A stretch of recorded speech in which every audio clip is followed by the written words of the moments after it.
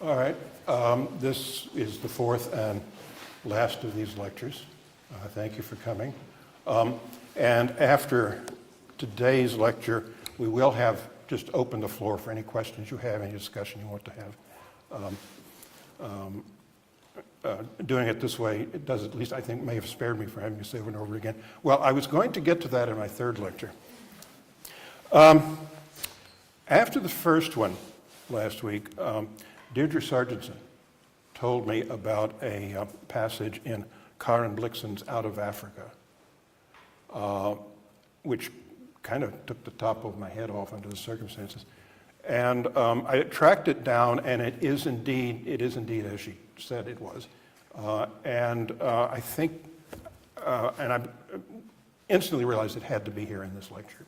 So we will start with this. It's not very long, and you will see its relevance in maybe 5 minutes. It's a brief anecdote called The Parrot. An old Danish ship owner sat and thought of his young days and of how he had, when he was 16 years old, spent a night in a brothel in Singapore. He had come in there with the sailors of his father's ship and had sat and talked with an old Chinese woman. When she heard that he was a native of a distant country, she brought out an old parrot that belonged to her. Long, long ago, she told him, the parrot had been given her by a high-born English lover of her youth. The boy thought that the bird must then be 100 years old, and parrots can do that. It could say various sentences in the languages of all the world picked up in the cosmopolitan atmosphere of the house. But one phrase the old China woman's lover had taught it before he sent it to her, and that she did not understand. Neither had any visitor ever been able to tell her what it meant. So now, for many years, she had given up asking.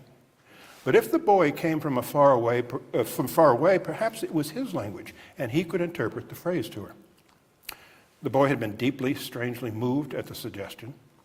When he looked at the parrot and thought that he might hear Danish from that terrible beak, he very nearly ran out of the house. But he stayed on only to do the old Chinese woman a service. But when she made the parrot speak its sentence, it turned out to be classic Greek. The bird spoke its words very slowly, and the boy knew enough Greek to recognize it. It was a verse from Sappho. The moon has sunk, and the Pleiades, and midnight is gone, and the hours are passing, and I lie alone. The old woman, when he translated the lines to her, smacked her lips and rolled her small, slanting eyes. She asked him to say it again and nodded her head.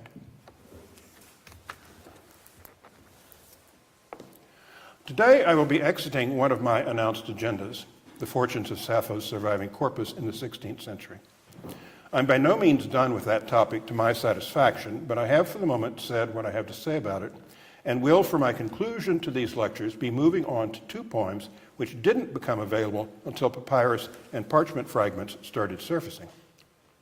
But I hope it will become clear how doing so continues the agenda I've been pursuing here from the start, which has been to come to an understanding of what it is, beyond the mere bullying of tradition, that has given her shredded corpus such a hold on us. I do have a proposal to make there, and a fairly specific one, though I think the way to make it is to talk about what seem to me two of Sappho's most powerful, if damaged, poems. The power and the damage are, the way things stand, beyond disentangling. Maybe make that 3 poems. That will require some explaining and a brief return to Sappho's early modern history, and the poem I mentioned in my first lecture, which provided me with my first direct encounter with classical Greek literature. That would be Sappho fragment 168b, widely referred to as the Midnight poem, though I prefer using the incipit Dedecuman. We have it because Hephaestion, the 2nd century AD scholar of Greek prosody, whose name came up several times in my last lecture, and who was responsible for the survival of a number of Sapphic fragments, decided to quote it to illustrate a particular variant of Ionic tetrameter. The scribe treated it as 2 long lines, but it is now universally presented as 4 short ones. So, Dedicamena selana kai pleiades mesaide nuptes paraderchet ora egodemona catado. There is no ready way to show this in English, but the penultimate word in Greek supplies a kind of closure by identifying the speaker as female. The moon is set, and this is my translation, the moon is set, and the Pleiades, it is midnight, and the hour passes, and I lie alone. There are numerous quotations nearby that Hephaestion identifies as being from Sappho, attributions now accepted. This is not one of them, though Hephaestion does not assign it to anyone else. It is not in Sappho's Aeolic dialect, though neither are Hephaestion's texts for passages he does identify as hers. The changes needed to bring it into line, however, are modest, all but inaudible to most modern ears, and many editors now make them. And I've given you both the received version from Hephaestion and then its aeolicized version. And unless you're fairly, conversant with classical Greek, you're going to have trouble seeing where the differences are. The lines would have appeared in print in the Editio Princeps of Hephaestion in 1526, but with no author named. The ascription to Sappho was apparently first made by a displaced Byzantine scholar named Arsenios Apostolis, lived from 1468-69 to 1535, annotating material that his father, Michael, had rescued from the fall of Constantinople. And Arsenios just writes out in the margin there, Sappho, and that's all. Henri Etienne preached Dedicamen with a text of Poikilothron in the second edition of his Anacreon in 1554. I was looking at that edition just the other day in the Wren, making it half of the first collected Sappho of modern times. In Etienne's 1560 collection, it is grouped with the other Sappho quotations culled from Hephaestion, none of them aeolicized. Orsini, the editor of the other Sappho collection of the 16th century, Orsini gathers it, still without dialectal adjustment, with other quotations, which he suggests are from Sappho's Epithalamium. Now, in the canon, it eventually becomes one of the most widely disseminated, translated, and imitated of the Sapphic fragments, whether Sappho herself actually composed it or not. Aldous Huxley includes it in Aeolic Greek, in Texts and Pretexts, 1933, a polemically framed anthology of poetry and commentary, and this quote from the introduction there are more fish in the sea of literature than ever came out of it, at least in the nets of Palgrave, Quiller Couch, and Bridges, unquote, addressed somewhat elusively to the anxiousness of the present moment. Of course, Hitler had just taken office in Germany. Huxley has no doubt that the poem is Sappho's and singles out for praise the eloquence of its compression. Not even the Chinese could have said more in so small a compass. Night and desire, the anguish of waiting, and with it the duller, the deeper, the more hopelessly incurable pain of knowing that every light must set, that life and love are declining, inexorably westering towards the darkness. All these things are implied. How completely! Exclamation point in Sappho's lines. The citation of classic Chinese poetry is interesting, and I will be coming back to it. Huxley also seems to be thinking of Hausmann's three versions of the poem, each running to 8 lines. I'll quote the incipits: the half-moon westers low, the weeping Pleiades wester, the rainy Pleiades wester. Like Huxley's commentary, and I didn't quote all of it, they manifest the expansiveness that the Greek lines often inspire, on which I will have more to say momentarily. Huxley's presentation, poem plus commentary, is picked up by Huntington Cairns for his Bollingen anthology, The Limits of Art, 1948, an ambitious, almost 1,500-page gathering of passages of literature, quote, which have been pronounced perfect or the greatest of their kind, unquote. Cairns took the title from a poem by Parrhasius in the Greek anthology, Technes Terma, The Limits of Art. As a would-be scientist who was puzzled and enticed by the way people talked about literature, especially poetry, I was in no way put off by the pretentiousness of this. I wanted to find out, as Thelma put it to Louise that morning in the coffee shop, what all the fuss was about. If memory serves, this is where, at an impressionable moment, I first came upon this particular bit of Greek and almost immediately, as they say, got it. Not everyone has. Wilamowitz, yes, he's back, 1886, thought the four lines constituted a charming folk song, Reisende Volkslied, and was willing to have them transposed into Aeolic, but also thought they implied a context at odds with his own preemptive commitment to Sappho's virtue. Quote, "This girl is waiting at her open chamber door for her boyfriend. Is this supposed to be Sappho?" Unquote. Touchiness about her sexuality, even without the shame of lesbianism, impressively disorders the legendary scholar's attentiveness to the text. The persona loquens is not waiting at an open door. What door? But lying down. Diskin Clay's reading, 1970, with updates in 2011, is, I think, the one most in key with the uncanny resonance the text has had for many readers. The setting of the moon is not just an astronomical phenomenon, but a mythological and sexually charged one. And quoting Clay, "The secret of the midnight poem is that Silana, the moon, man, there in the Greek, sinks into the seas to join Endymion. But midnight comes on, de, the season of love passes by, de, and the human woman and poet, ego de, must sleep alone," unquote. Not the least virtue of this interpretation is that it makes sense of the definite article in front of Silana, which would be odd in Aeolic unless the noun were a proper name. It is possible that the Pleiades, two of whom became wives of Poseidon in later texts, figure in the same way, though Clay does not push this. The clandestine love of the goddess for her mortal lover, being consummated unseen in the fabled Latmian cave, mocks the speaker's solitude and at the same time floods it with emotion.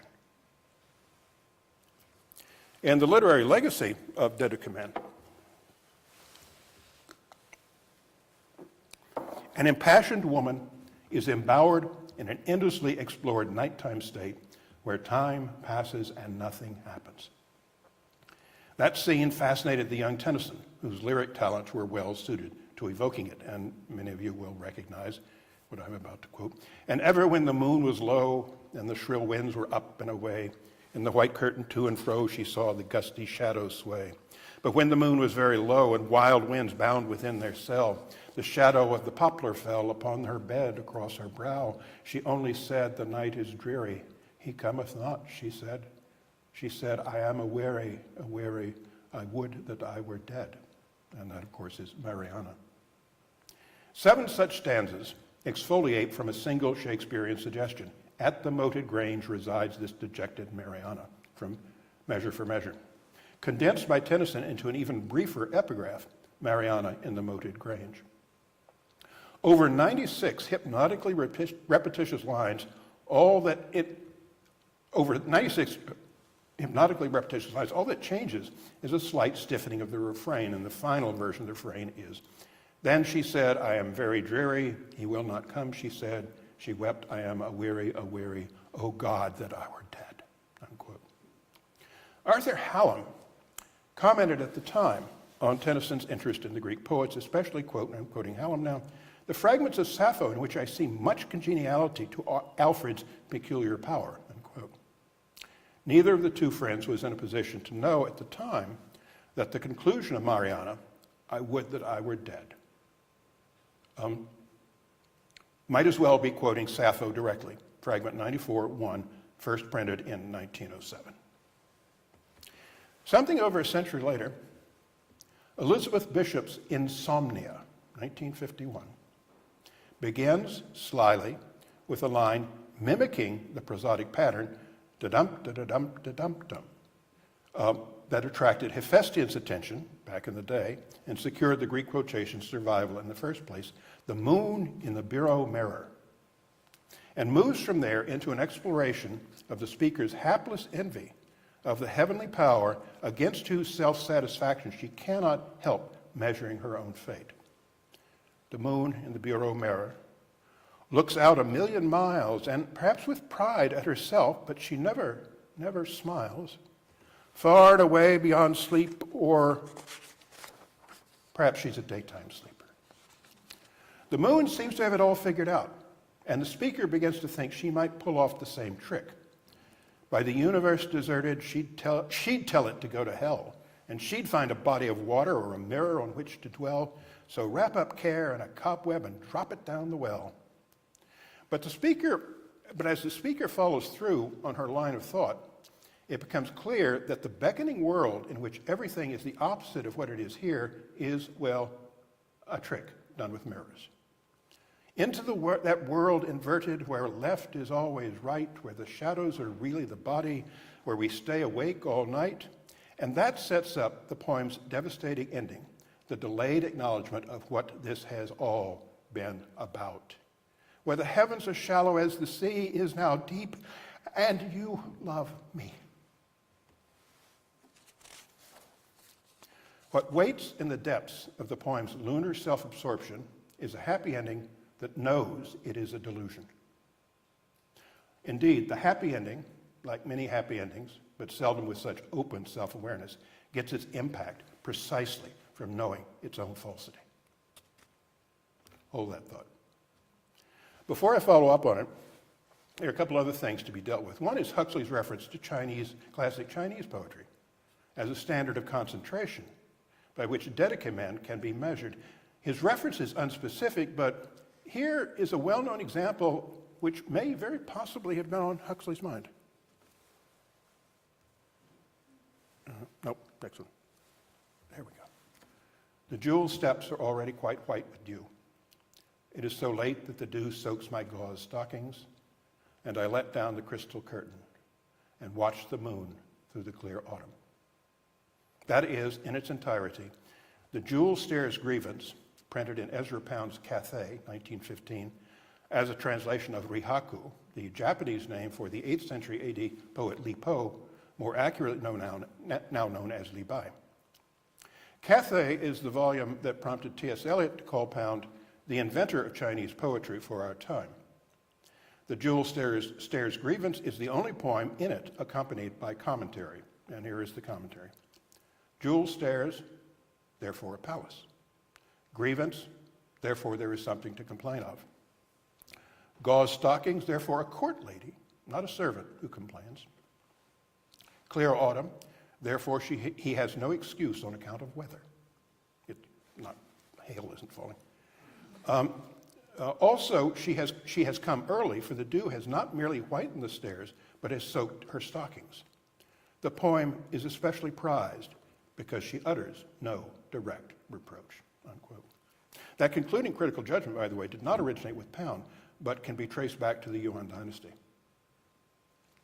This economical note I also came upon at a vulnerable moment in my literary education, and with some meditation, I took it to heart. Not as a guide to getting at the poem's real meaning, but as a demonstration of how heightened attentiveness and imagination can work together for a bracingly economical approach to both writing and reading. That's something like what in our profession we call close reading, though I've never been quite satisfied with that phrase. What Pound was after was not pinning down a critical methodology, but mounting an inclusive reform of English poetry and prose, while I was at it, against what seemed to him the indulgent sloppiness that had come to dominate. Just say it in as few words as possible and learn to expect that kind of concision in what you read. In this reform, classical Chinese poetry, at least as he could perceive it through the resources available to him, and the Jewel Stairs Grievance is, in fact, fairly straightforward as a translation. There's very little in that could be said to have gotten wrong, provided one important model. Another, at about the same time, was archaic Greek poetry, as was most notoriously evident in the poem in Lystra entitled Papyrus, Spring, ... Too long, ... Gongula, ... The poem called forth some rowdy and now obsolete mockery from Robert Graves and Laura Riding, 1927, in their attack on the nonsense going around in those days under the name of modernism. And that's now quoting Graves and Riding. Who or what is gongula? Is it the name of a person, of a town, of a musical instrument? Or is it the obsolete botanical word meaning spores? Or is it a mistake for Góngora, the Spanish poet from whom the word Góngorism is formed, meaning an affected elegance of style, also called cultism? And why papyrus? Unquote. Well, yes, papyrus is technically incorrect. Pound's source text is an important parchment discovery, a more expensive and durable material than papyrus. Whoever wrote this down wanted it to last and was willing to spend some money to make that happen. First edited for publication in 1902. And I quoted from it, in fact, in my second lecture. Pound is translating from Sappho, though he does not say as much. The parchment text is in bad shape, and scholars have been working on it since its discovery. Here is more or less how the lines in question now appear in Nery's edition, and that's the little dollop of Greek there below Pound's thing. Most translators simply skip the first two of those lines, not to mention a preceding line that contains all of one legible letter. Pound, as usual, not fussing the syntax, took to have something to do with You heard the difference in the pronunciation. A poeticism for spring, and derat to have something to do with deros, too long, realizing that if you follow them with a female proper name, which on the evidence of other evidence, Gongola definitely is, you have what we now, modernism having indeed done its work, have no trouble recognizing as a poem. One whose emotional impact doesn't need the connective syntax and is indeed the stronger without it. That impact, both in concision and content, can be set beside that of Deducament. In both cases, of course, the impact may be a kind of accident. The manuscript gaps that in papyrus Pound incorporates into his translation heighten the sense of loss and poignance on which the modern poem relies. For all we know, though, the vanished original may have filled them in a very different way and to very different effect. And the first two lines may have had nothing to do with spring, or the passage of time, or physical distance. Deducament does not have the same kind of internal lacunae, but cogent arguments have been made in 1993 by Paula Reiner and David Kovacs that it deserves serious emendation, and to my knowledge, they have not been decisively refuted, though Nery does not cite them in his ambitious edition. And of course, the aesthetic effectiveness of the text as it stands, obviously a subjective judgment, does not in itself make the case that what we have was originally a complete poem. The damage inflicted by its textual transmission, routed through the bean counting of a prosody-obsessed pedant, may simply have edited it down to what will pass for a poem.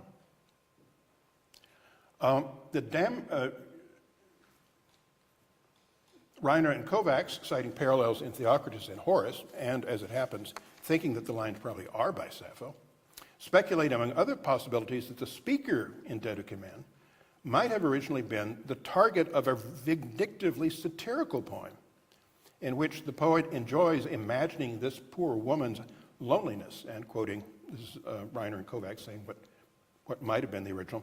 There is no way to rule out the possibility that our poem continued, quote, so spoke Attis, once beloved by me, but loved no more after she has run with that treacherous Andromeda, unquote. You're sleeping alone. There's no way, absent a major papyrus discovery, of seriously arguing for such a possibility either. But it is sufficiently consistent with the glimpses we have of the original environment of Sappho's poems that we indeed can't rule it out.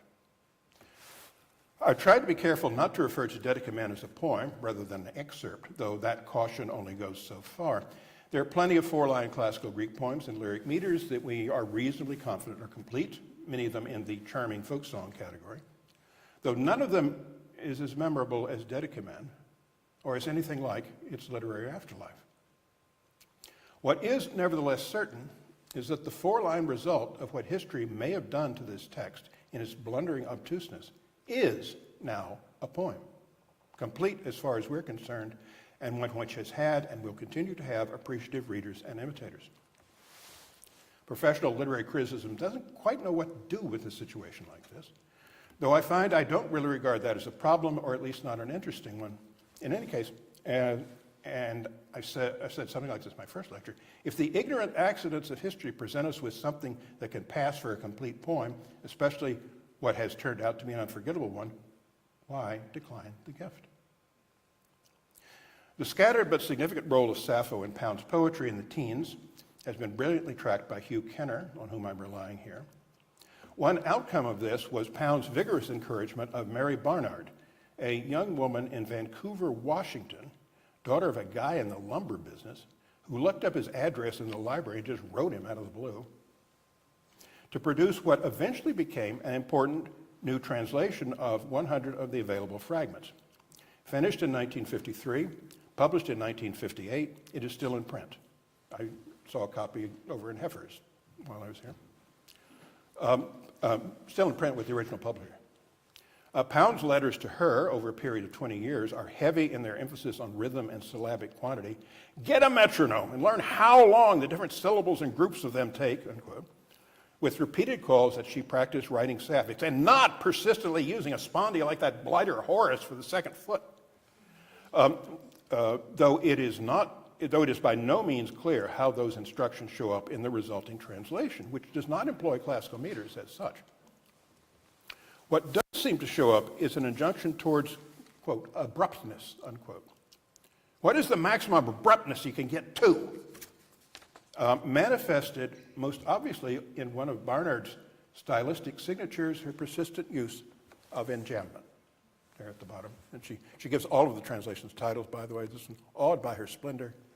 Stars near the lovely moon cover their own bright faces when she is roundest and lights earth with her silver. It's translating fragment 34.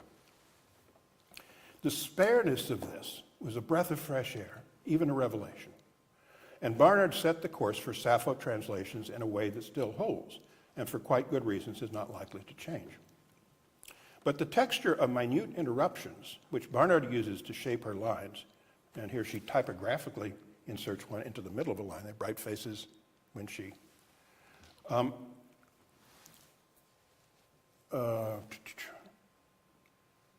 involves a repeated, typographically inserts one into the middle of the line, involves a repeated use of a move Sappho's Greek doesn't very often make. Sappho's text, as now printed, does display some sharp enjambments, but many are a kind of optical illusion happening between the third and fourth lines of a Sapphic stanza, as indeed the case with fragment 34, which it appears antiquity regarded as a single uninterrupted line in a three-line stanza. And you will often see there in the third line of a Sapphic stanza, as it printed over text, a dash, as if she's breaking the word over the end of the line. They probably didn't see it that way, and almost certainly did not see it that way in antiquity. And the testimony from antiquity is that what distinguished Sappho's poetry for her first millennium of auditors and readers was not the delicate textual hesitancies and fissures that satisfy a modern readership, but a style that, quote, always chooses the smoothest and softest of words, hunting for euphony and melodiousness and the sweetness that is derived from them, unquote, and judges, end quote, judges what juxtapositions will be able to make the sounds more musical, and examines by what arrangements the words will produce the more attractive combinations, and so it tries to fit each word together, taking great pains to have everything planed and rubbed down smooth and all joints neatly dovetailed, unquote. So Dionysius of Halicarnassus, writing about 700 years after Sappho, but a lot closer chronologically and culturally to her than we can ever be. We would need a lot more information than we have or will ever have to know how good a judge of literary style Dionysius was. But the elegantly smooth poet he describes is sufficiently different from the one who seems credible in modern English to, well, give us something to think about. Not that there is any going back. The catalog of unmemorable attempts to translate Sappho's remains into the florid and wordy manner of English lyric poetry of the 18th and 19th centuries is not going to make us nostalgic for the effort. But there's more going on here, something uncanny. For Sappho's texts, as we have them, definitely do have fissures running through them. It's just that she didn't put them there herself. They are the fissures that history cut in them, and in papyrus, Pound openly incorporates them into his poem to galvanic effect. Barnard, for the most part, never quite saw them. By her own account, she was working with the Loeb text of J.M. Edmonds, 1922, a highly qualified scholar, but one whose confidence filling in the gaps in the Greek was, well, excessive. Many of his emendations have since disappeared. Subsequent editors, including Campbell in the Loeb edition that has replaced Edmonds, have deferred to the austere caution shown by Lobel and Page in their Poetarum Lesbiorum Fragmenta, 1955. And it has become commonplace for translators to follow their example. Here is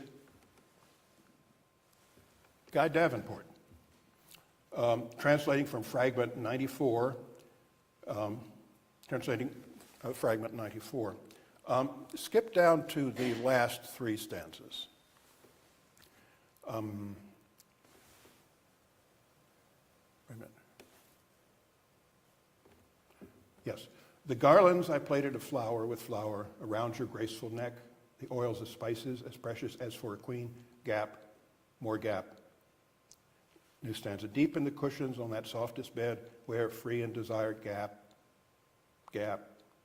Tender lovers, gap. None, gap. Holy and no, gap. There was that we were apart from, gap. No sacred grove, gap.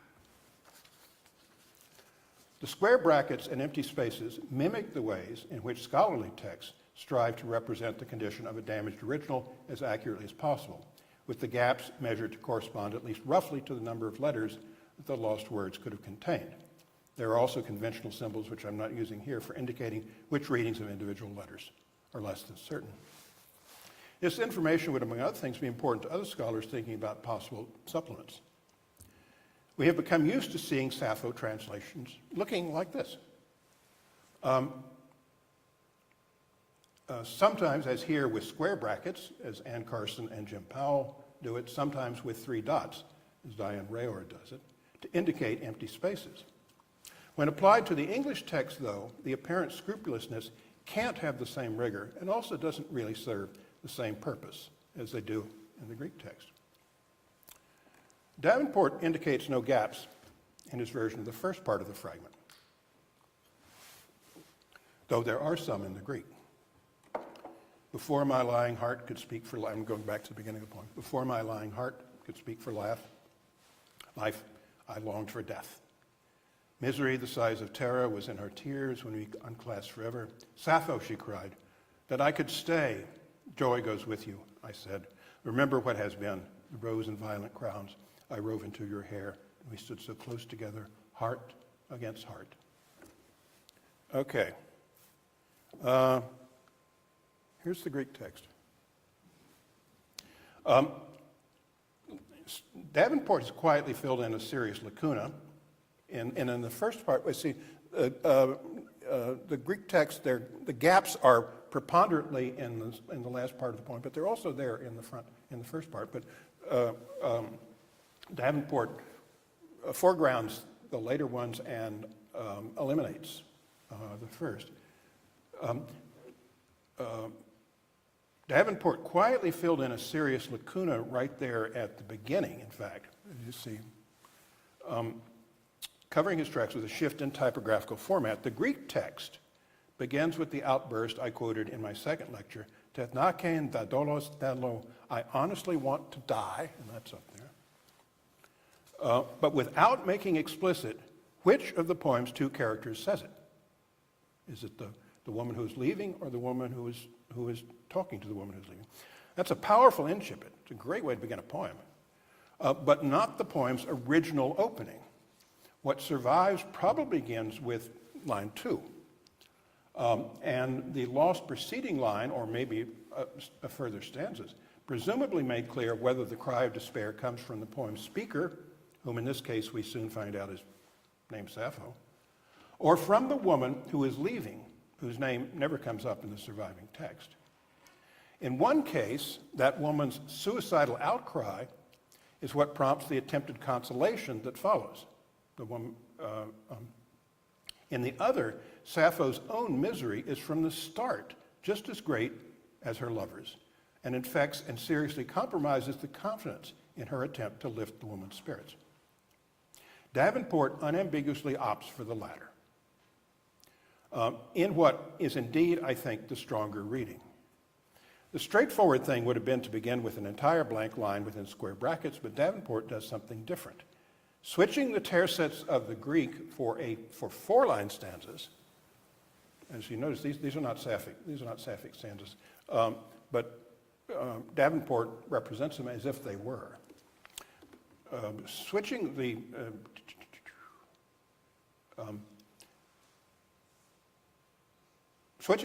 tercets of the Greek for a four-line stanza with a fourth line conspicuously shorter than the others, that's how you know this is, as it were, a version of a Sapphic stanza. Davenport mimics the layout of the Sapphic stanza, the form most associated with Sappho, and by presenting the first of those stanzas as textually intact, as he does here, he avoids any sign that anything is missing from the start of the poem.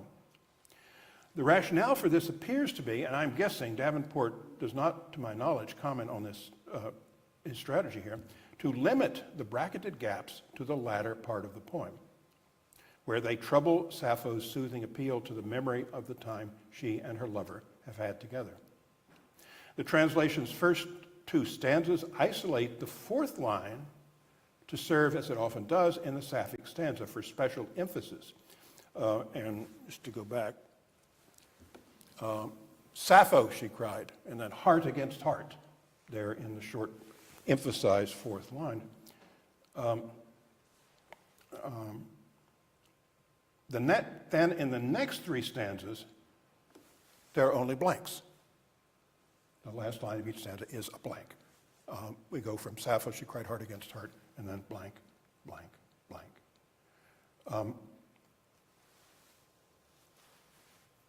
Only blanks at this point in the stanza, measuring the intimacy that has disappeared. The poem, as Davenport presents it, is in an emotional arc in which intense feeling gradually loses its way. An anguished memory of leave-taking scatters the remains of a love now lost, even as it reaches out for them. Held back until the end of the third stanza, the bracketed gaps mark a drift away from the beloved to the places and occasions that the two women shared. Those memories themselves are in turn summoned by repeated negations, none, no, no, that ultimately engulfed the sites of that vanished happiness. The strain of the remembered attempt to comfort the woman who is leaving takes its toll on the speaker, and her increasingly precarious ability to continue finally fails and goes silent. The speaker in the undamaged original would have been articulate to the end. That is just how it is with classical poetry.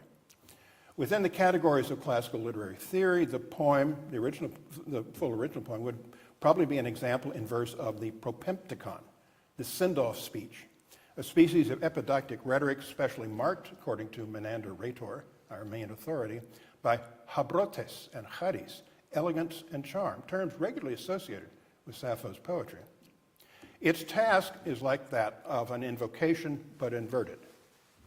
Rather than summoning and welcoming some powerful and admired presence, it offers compensatory praise on the occasion of a regretted farewell. The praise lingers as a presence even as its object is gone. We don't know enough about the genre's history to say exactly what conventions Sappho would have been observing or defying in Lesbos in the 7th century BC, and Menander was writing a millennium later. But the general expectation would have been upbeat. If well done, the consolation would succeed.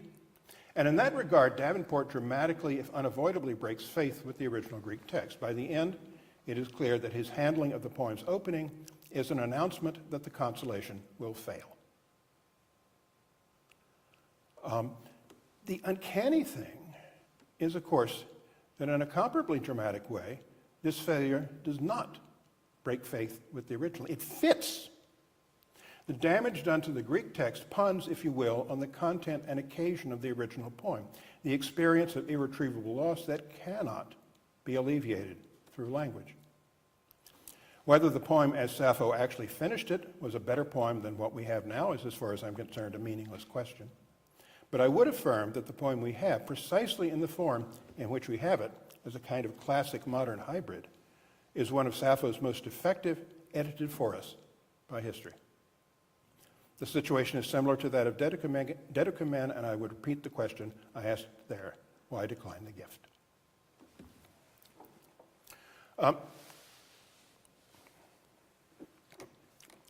Feminist critics have taken something more hopeful from Fragment 94.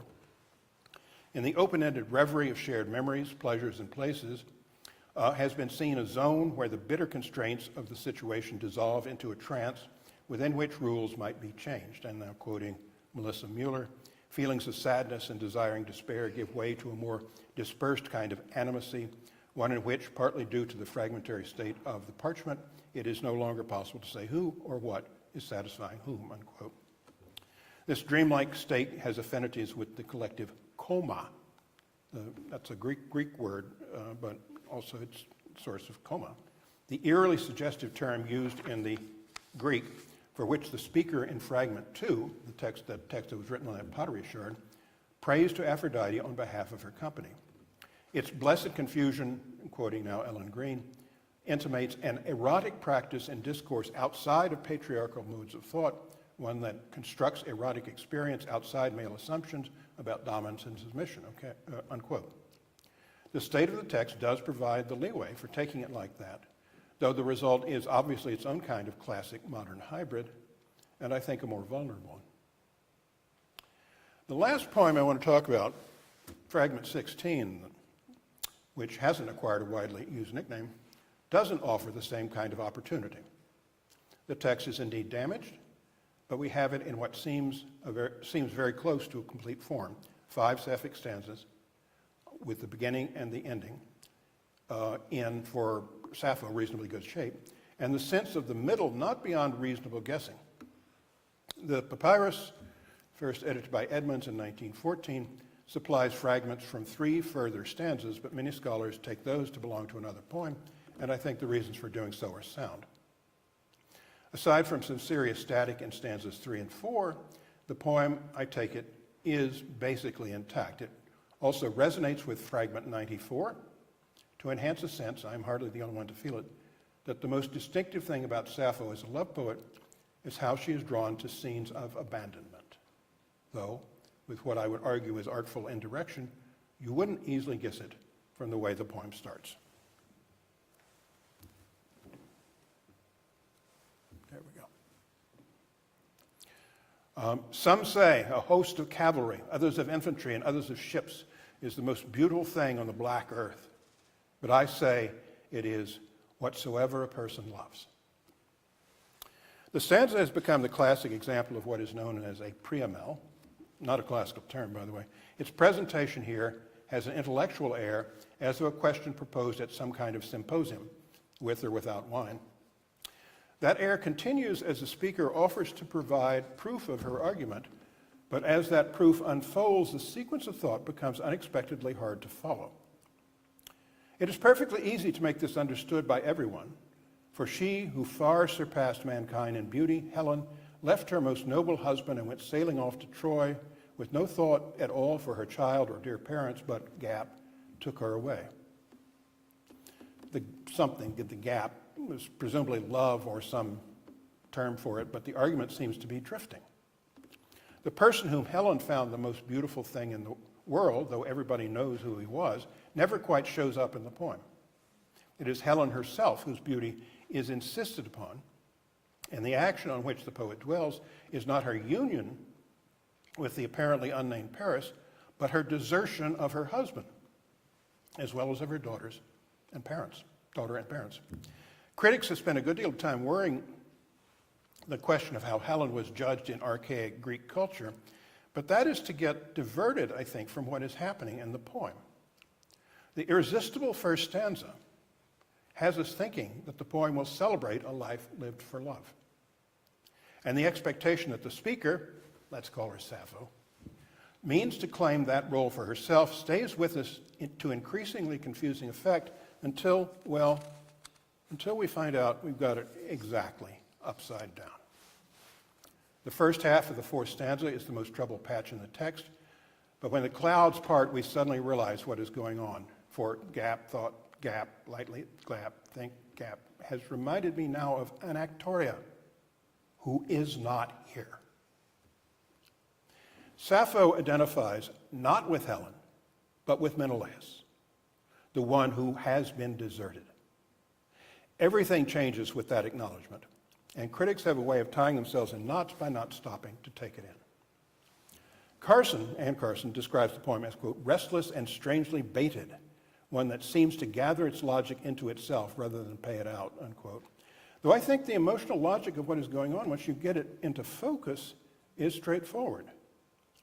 The occasion, the fictional occasion to be sure, but that is the one that counts, is not some philosophic discussion of the nature of beauty, but the return of the memory of someone now gone. The memory we sense has been there all along, but deferred, too painful to face.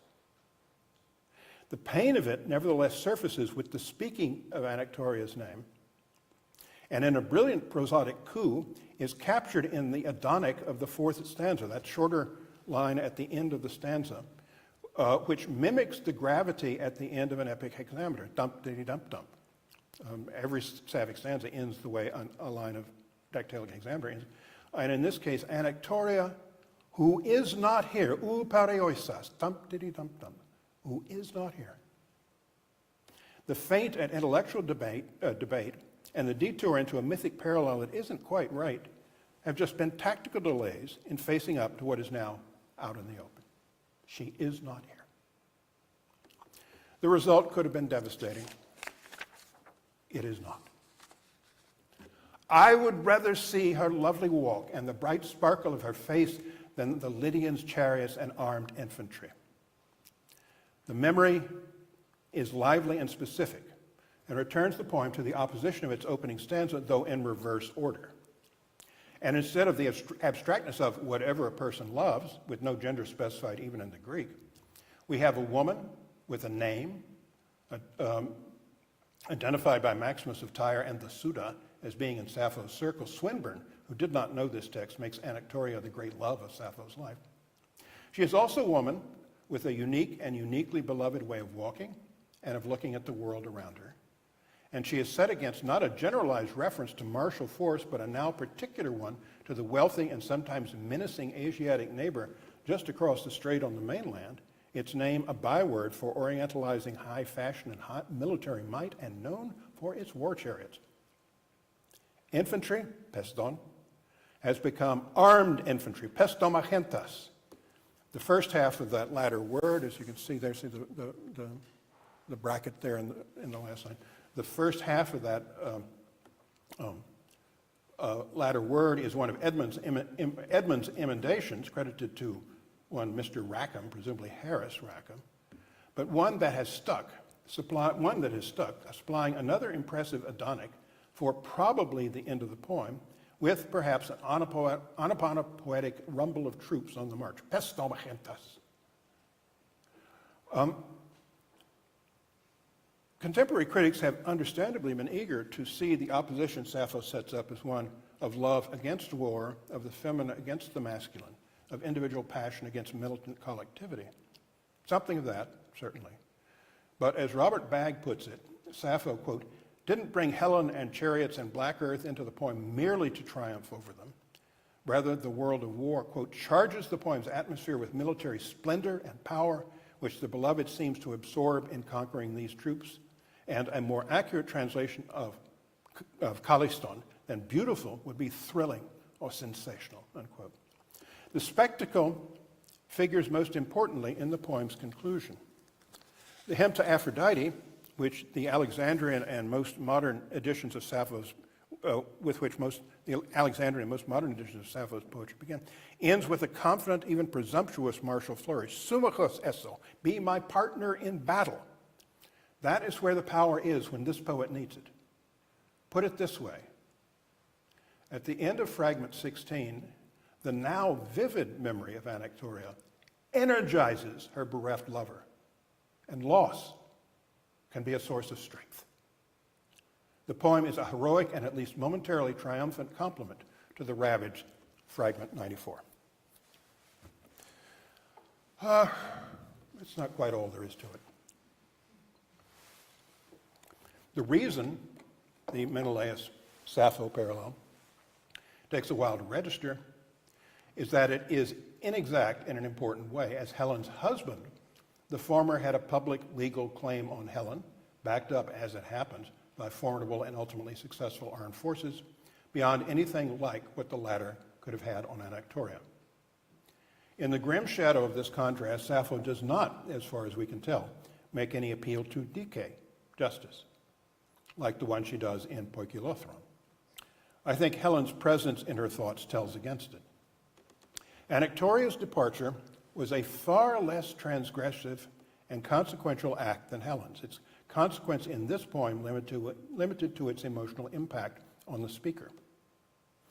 It is probably fair to say that the poem itself, through the metaphorical deployment of its martial references, draws from the situation what victory the speaker can obtain. It makes her, for the moment, feel better. In my first lecture, I voiced my hesitation to tangle with the more ambitious reconstructions of the context of Sappho's love poems.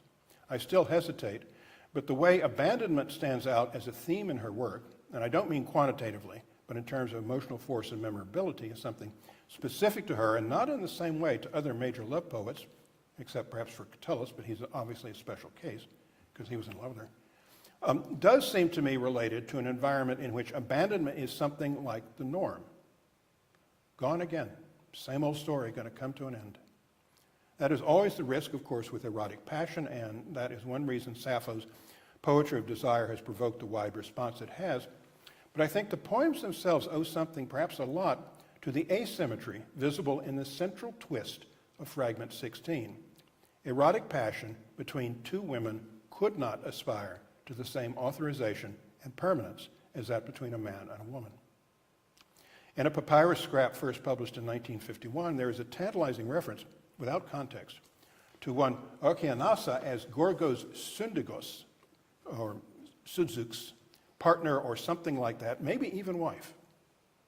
Women with those names are mentioned elsewhere in the Sapphic fragments. Was Sappho's circle evolving or trying to evolve some semi-official term for a durable erotic bond between two women? But there's no real evidence that such an effort, if indeed that's what it was, went any farther than this. And Syndigos may, for all we know, have been deployed in a satiric and mocking way. There's a lot of mockery in archaic Greek poetry. Its flickering presence doesn't affect the picture of it being easier and more likely for Anactoria to leave Sappho than for Helen to leave Menelaus. That it may even have been expected because of some arrangement whereby young women regularly left whatever tutelage or mentoring Sappho provided in order to enter into what is now called heteronormative marriage with a suitable, possibly Lydian husband, is, I agree, not beyond conjecture. Though we will never know that with any kind of certainty, and we don't need it to feel the force of the poetry. What we do know is the experience of being left, on the face of it, the repeated experience of being left is one that Sappho understood in a deep way and sang about with an intensity we still find haunting.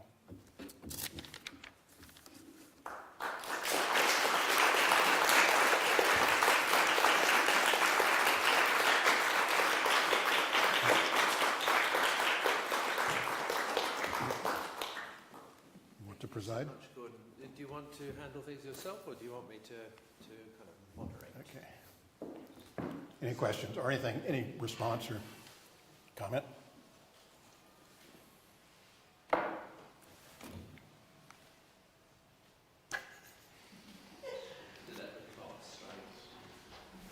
Yes. Yes.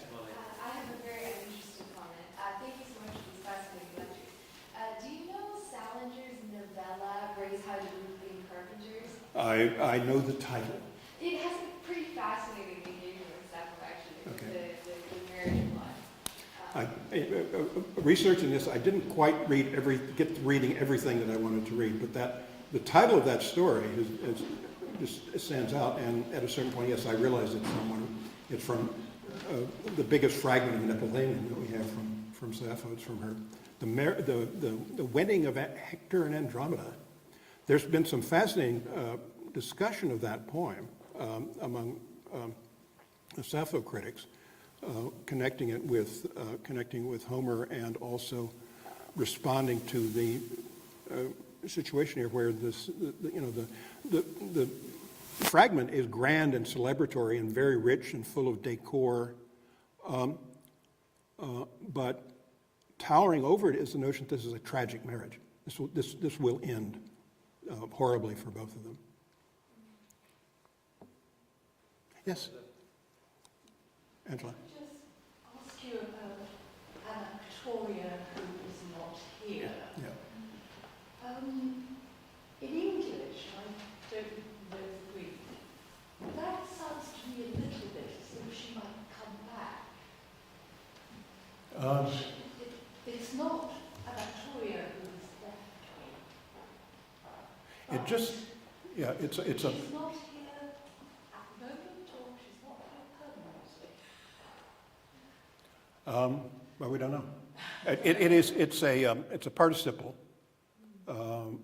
Can't quite do that in English, but Anactoria, the absent. And there's one of these not quite, you see there, the penultimate stanza, one of these not quite enjambments, where the verb in the previous line runs over one letter, but then the rest of it there, ou pareoisas. But the participle and the negation of it fill the line and give it that kind of Adonic emphasis. No, we don't, she could come back at any time.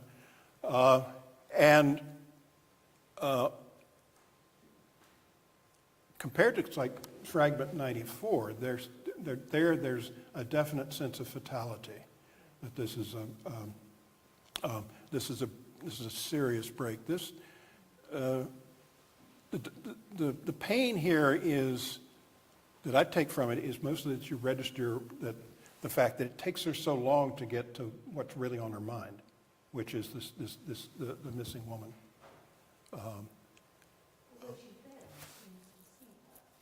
Excuse me?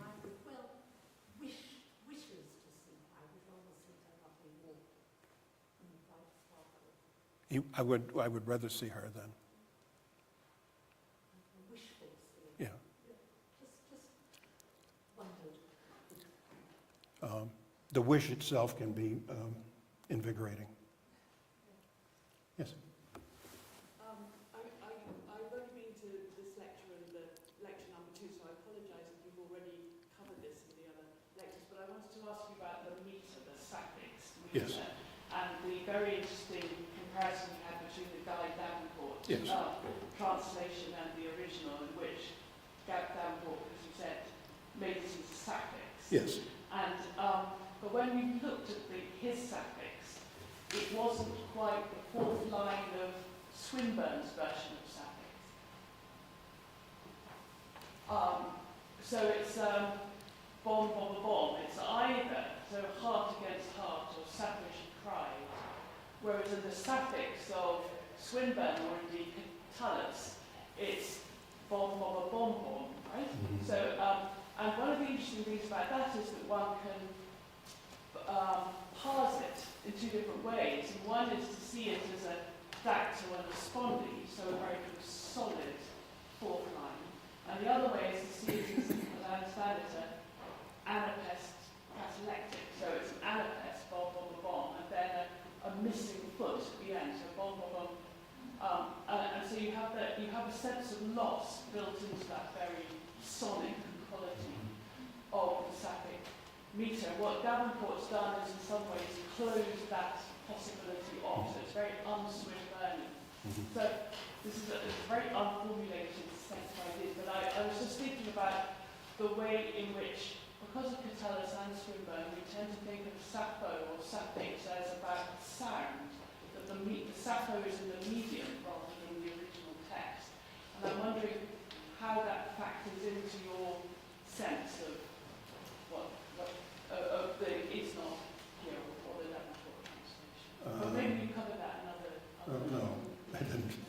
Davenport is not, I mean, his longer lines sort of tend towards iambic pentameter, but he's not being metrically regular, and he's certainly not mimicking the specific metrical pattern of a sapphic.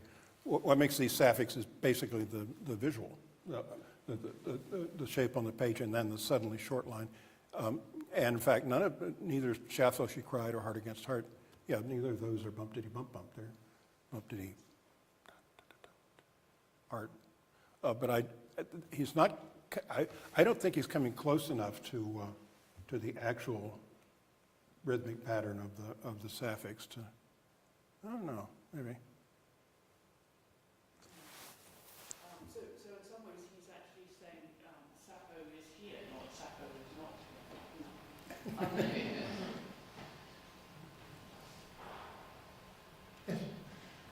So I'm interested in your choice of Sappho as the subject of the lectures because I understand you are a professor of English, yeah?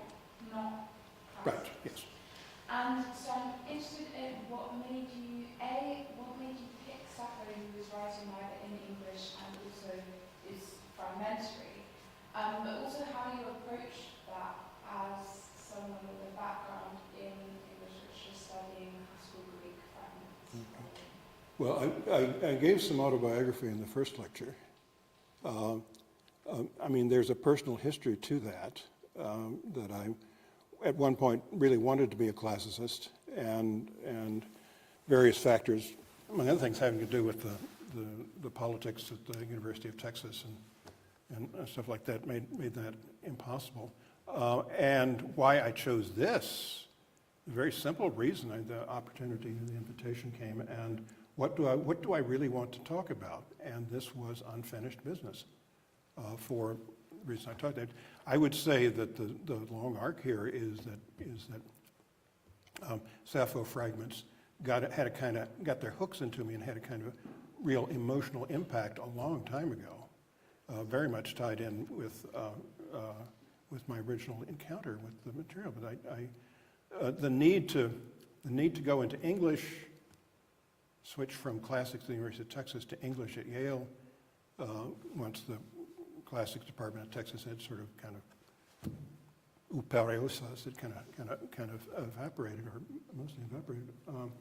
That was terribly practical. I wanted to go somewhere good that would get me a good job, and it did. And also that would, but I always sort of worked at the classical stuff, and was always trying to work the traumas between English literature and classical literature it became my big subject. This was a chance to go back and just dig deep into this material, and try, the long-term thing here is to try and pin down just what it was about, just to say at least some way, what it was about this stuff that got its hook into me. And my suggestion, the closest thing to a suggestion there I have at the end, that's obviously a very general thing. The closest thing that came to the end was it's about abandonment. And most, love poetry tends to be about the beginning of love or the frustrations involved. But this is from the other end, and that tends to be, since in the great myth of these things, it's men that pursue, and that a lot of male love poetry sort of comes from the courtship end of it. But it's something about this. I knew there was something different about this. I just didn't quite what it was, and it's about this incredible swirl of emotions as they come out on the other side. Yeah. So, well, I want to ask something that arises from that point about abandonment and the swirl of emotions. Because I was really interested earlier today, you mentioned the reputation of Sappho's poetry among those who could read it all, which is that it was smooth and harmonious and everything in its proper place. But your portrait of Sappho doesn't sound like a poet who, if we only had it all, would be smooth and harmonious. So I think you're at odds with that classical reputation, which we often are. But could you kind of... Well, I left myself a gap there when I said I mean, Dionysius of Halicarnassus' own literary judgment is up for discussion here. And we just don't know enough about, I think that the emphasizing the smoothness and the continuity of it is probably missing stuff. He was writing several centuries afterwards. But I don't know if we can go beyond that, except to say that we don't have multiple people running out to translate Dionysius of Halicarnassus.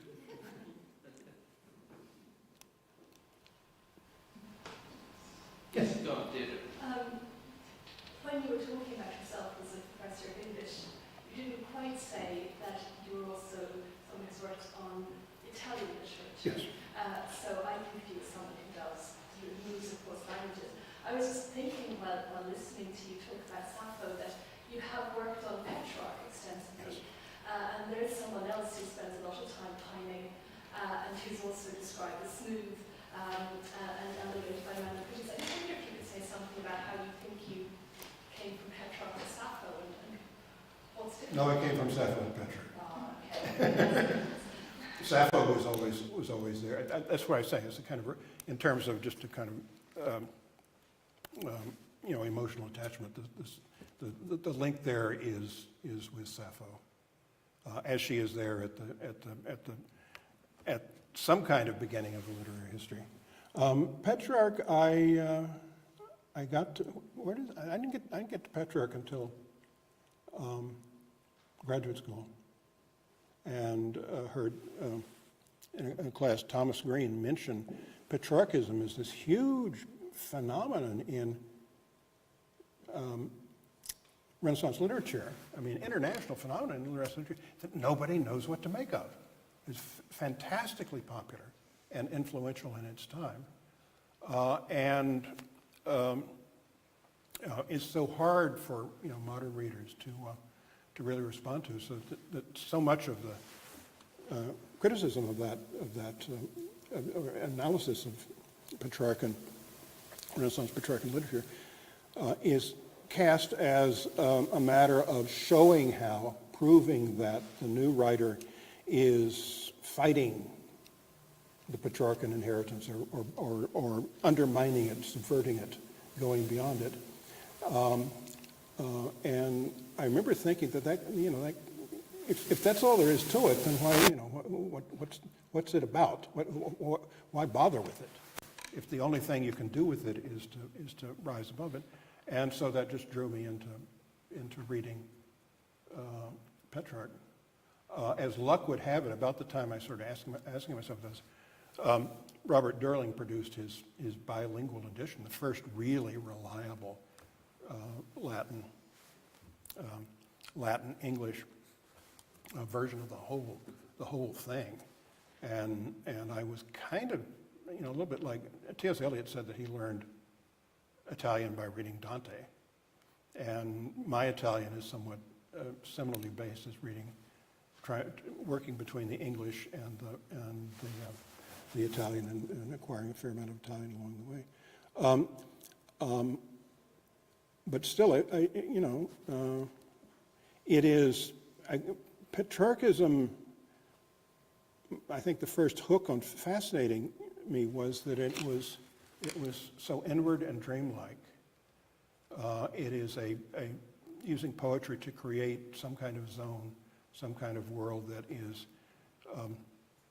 subjective and internal, and at times virtually inaccessible from the outside. And I wanted to know a kind of dream world, and I wanted to know what those dreams are like.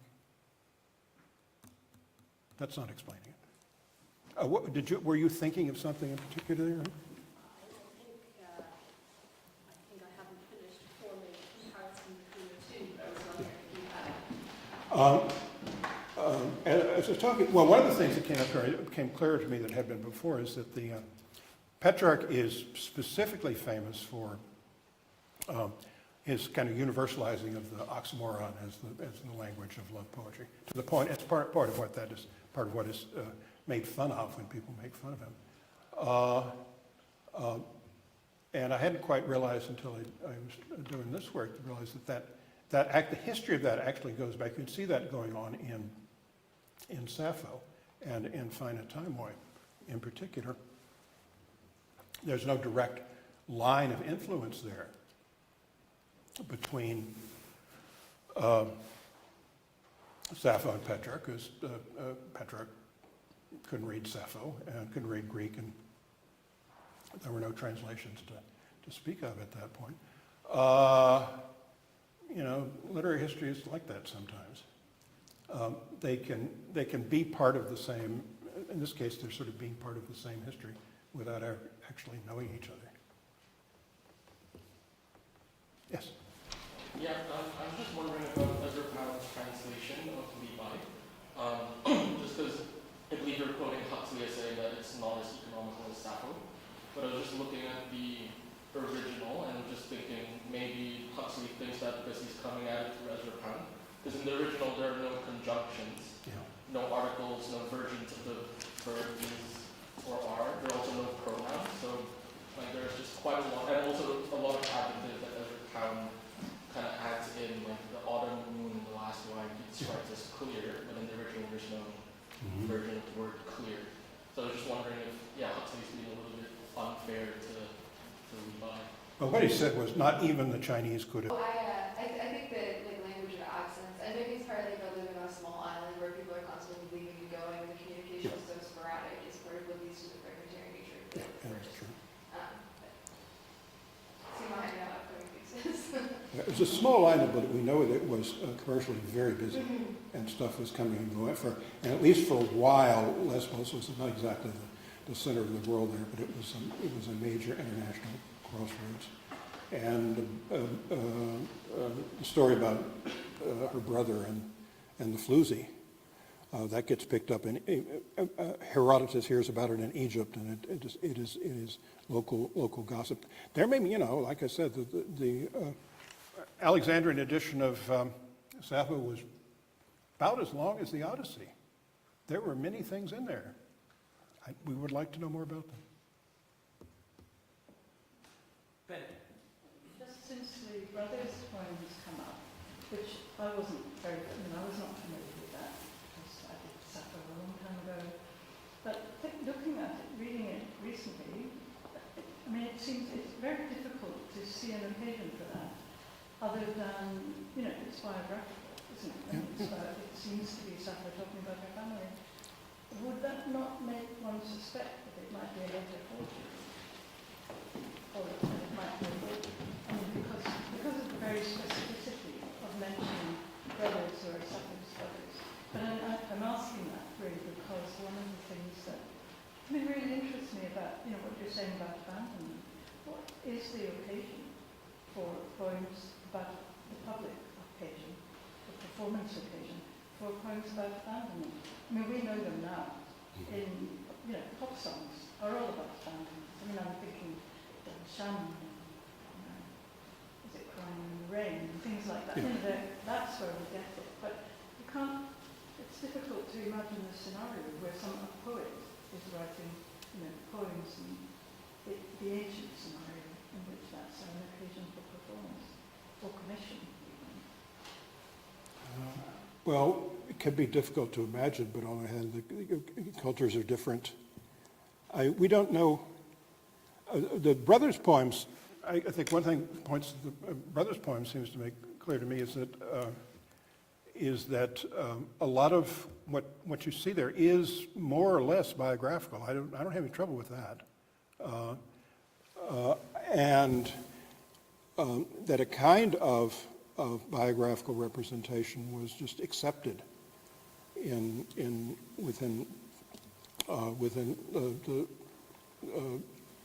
the literary culture, poetic culture, whatever it was at the time. It's what you sang about.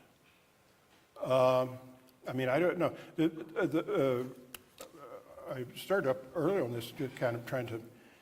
I read, you can read. There's a lot of speculation about the performance situation, and then relating that to particular genres, particular poetic genres.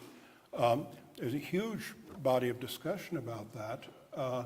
It is each one as you read it is credible, but then you can move the pieces around and it looks different. I don't think we're ever going to get that in focus as to whether the Brothers poem is a later forgery. I don't know if that's been discussed. I don't know if that's been brought up. I haven't seen it brought up. It would be difficult to prove, but difficult to disprove. One of the more recent discovery there is, of course, tied up with the provenance problem of one of the papyri, where we still don't know. I take it. I was hoping maybe there would be people here in Cambridge who could tell me where the papyrus actually is these days, and what the legal situation is regarding it. Huh? The Brothers poem papyrus. No, I think It used to be. Christie's was selling it, Yeah. and now it's gone, and nobody knows where it is. And, yeah, maybe it's in the houseboat. Well, so, nobody knows where Dirk Robank is, right? Yes, it had gotten mixed up with some biblical papyri. A very rich evangelical outfit in the States was willing to purchase for extravagant prices, even though, you know, they didn't have the rights to sell it. There was illicit traffic in antiquities involved here. I don't think there's been any, as I understand it, the papyrus was visible public long enough to be photographed, and there are no serious doubts about its authenticity. But we sure would like to actually have the thing itself. And it makes everybody very uneasy. Some scholars simply will not talk about this material until the legal stuff has been sorted through. The Brothers thing, I know, I just welcome this sort of more information about her family. And that it would be the love poems that you could see later ages being somewhat more resourceful about preserving, except it's only in a couple of cases we so seldom have anything resembling a complete poem. That even there, the survival seems kind of accidental. The whole thing is accidental, and I think it's time for some thanks. First of all, we must thank the charismatic teacher in Houston, Texas, all those years ago, who diverted you from what I'm sure would have been a spectacular career in mathematics or astrophysics. There we go. We must also thank you, not just for this occasion, I think, but for your whole career, building on what Deirdre was saying, that has more than traced the transmission of the classics into English literature, but to use an important word I think you use when you speak of the first genuine literary thrill. yes, That Sappho, you found with Sappho, and the way in which you have made us, shared with us the thrill of the way in which the classics have inspired and provoked in their passage into English. So we thank you for your whole career, if we may, but we also, of course, thank you for this specific occasion in which you have shared the thrill, the living thrill that Sappho brings you and now us. So, in all senses of the word, Gordon, you have shook us up.